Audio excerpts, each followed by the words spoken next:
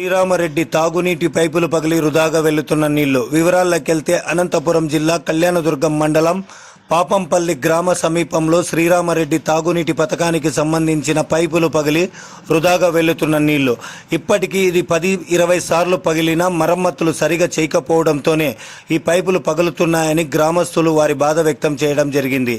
వేసవి కాలంలో గ్రామాల్లో తాగడానికి వాడుకోవడానికి నీళ్లు లేక ఇబ్బందులకు గురవుతున్న శ్రీరామరెడ్డి తాగునీటి కార్మికులకు మరియు అధికారులకు ఎక్కడా కళ్ళకు కనబడడం లేదు.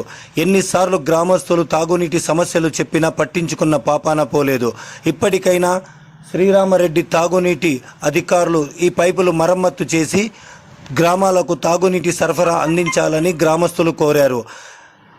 సుమారుగా పైపులు పగిలి 20 అడుగుల ఎత్తున నీళ్లు వృధాగా వెళ్తుంటే చూసి బాధ వ్యక్తం చేస్తున్న సంబంధిత అధికారులు పట్టించుకోకపోవడం చాలా దారుణమంటూ గ్రామస్తులు వారి బాధ వెల్లడించడం జరిగింది.